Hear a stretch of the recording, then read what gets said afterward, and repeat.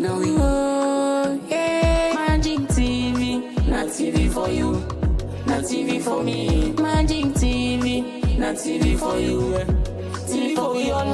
Magic TV, not TV for you, not TV for me. Magic TV, not TV for you, TV for we all. So twin 'em, we are reality meets fantasy. Twin 'em. We give you the best, no discrepancy. So twin 'em. We are reality meets fantasy. Twin 'em. We give you the best, no discrepancy. Magic TV, we get all the quality now. Oh no, Channel 38, we care about the sports. Entertainment's 9, they not the least. We don't talking about good news, yeah. If we love with TV now, so we move on. We get all the quality now. Yeah. Now we TV, yeah. Now you TV, yeah. Now you, anytime you need them, yeah.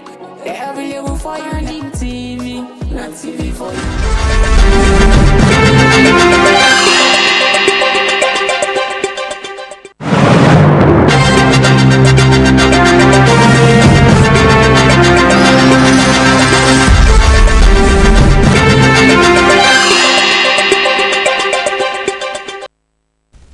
Good afternoon and welcome to News Around Africa on Channel 38, Facebook and YouTube channel. I am Esther Wilson. Zambia's president, Hakainde Hichilema, has been re-elected for a second 5-year term after securing a 60% share of the vote, the Electoral Commission has announced. Hichilema's win was widely expected, with his closest challenger Brian Mundubail getting 38% of the votes cast. The remaining 12 candidates trailed far behind. The results came after a contested process, with 55-year-old Mundubail earlier claiming victory and alleging without providing evidence that there had been voting irregularities. His party, the NRPUP, told the BBC that Mundubail was in a secure location under the protection of an international human rights body due to threats made against him.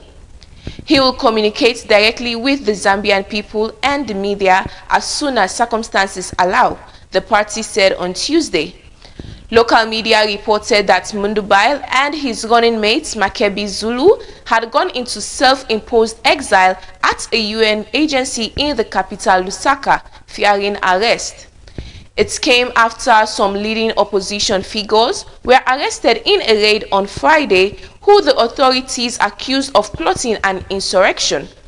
Mundubail called the claim a fabrication. In a statement after being declared the winner, Hichilema, 64, said, "We are truly humbled by the trust you have placed in our hands." The death toll from a ferry disaster on Zimbabwe's Lake Kariba has risen to 93, which makes it the country's deadliest transport disaster, according to the state-run Herald newspaper. The ferry had a capacity to carry 90 passengers, but the paper estimates at least 168 people were actually on board when it was hit by a strong wave and overturned a week ago. President Emmerson Mnangagwa declared a state of disaster following the accident, and search and recovery efforts are continuing by divers. The lake, which straddles the border with Zambia, is one of the world's largest man-made reservoirs, supporting transport, fishing and providing vital hydroelectric power to both countries. The death toll goes from 44 at the time of the accident to 84 over the weekend, according to police. 9 more bodies have since been found by divers, and a police statement on Tuesday puts the death toll at 93. The bodies were now being recovered further away from the scene of the sinking, some of them drifting towards Zambia, the Herald reports. Provincial Affairs Minister Marianne Chombo said 67 people had been rescued after the sinking. A delegation from the African Union (AU) began a 2-day field visit to Sudan on Sunday, seeking to push efforts towards a ceasefire, improve humanitarian access, and revive a political process to end the war that has killed tens of thousands and displaced millions in the past 3 years. The AU Peace and Security (PSC) is engaging with Sudanese authorities and other parties in the conflict, addressing humanitarian aid access and prospects for political settlement. The PSC decided earlier this year to undertake the mission to contribute to efforts towards lasting peace and stability. The delegation arrives at a difficult point in the war.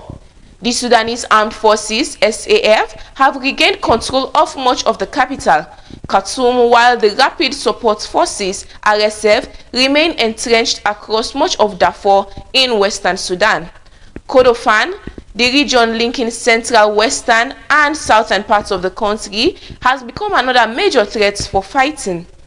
The SAF's gains around the capital have changed the military balance, but neither side has achieved a decisive victory.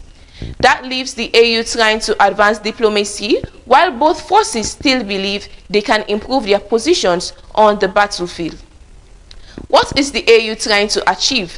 The PSC's priorities are closely connected, pushing the SAF and RSF towards a ceasefire, improving humanitarian access, and preserving a political process that can determine Sudan's future beyond the two armed groups. The AU has repeatedly called for an inclusive Sudanese-led political process because stopping the fighting alone would not resolve the crisis that preceded the war. That's all we have time for on this edition of News Around Africa, and I'm Esther Wilson.